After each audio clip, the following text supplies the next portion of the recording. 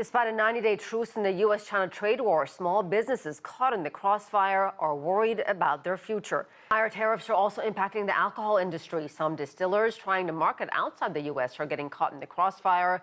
One of them is Victor Yarbrough. Victor is the CEO of Brough Brothers, a bourbon distillery based in Kentucky. Victor, you and I actually spoke last month, and you were telling me that your company was in the middle of negotiating a deal with Canada before the trade war. Tell us what happened.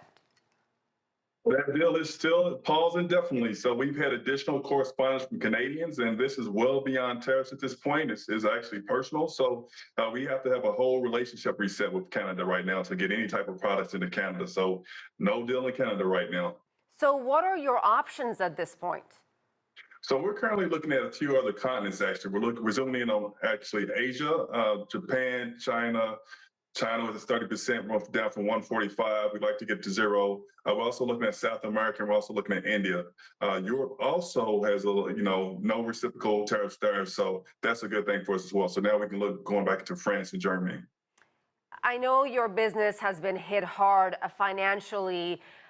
Do you think you can recover these losses?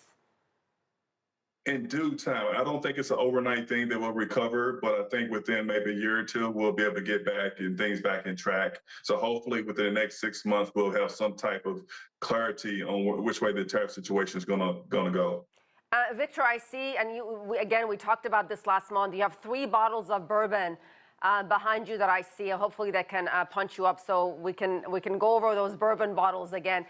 Which is the most expensive one, and which is the one that you feel it has been hit the hardest by this trade war? Both of our bourbon whiskeys in particular. So this is our 3 Kings. So this is a $90 bottle of bourbon here. For us, that for sure. And then our normal Brough Brothers bourbon, both have been hit pretty hard with the tariffs increase. So bourbon is a big thing in terms of this is what the U.S. is known for. So whenever type of reciprocal tariffs are being taken place, they want to hit bourbon. So those are our 2 main, products that have been impacted. So how are your sales here in the U.S.?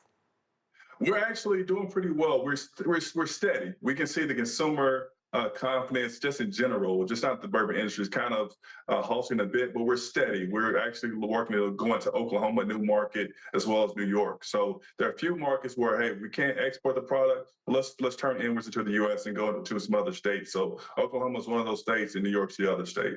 So Victor, what is your message to the Trump administration, who clearly thinks tariffs are the right strategy, that it's they claim it's about bringing U.S. manufacturing back here in the United States? What's your message to the White House?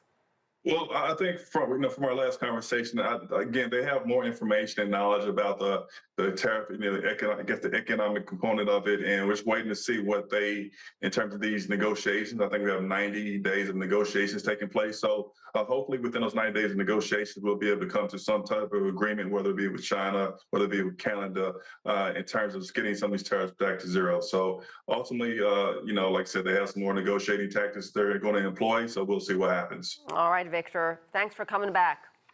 I appreciate your time. Thank you again.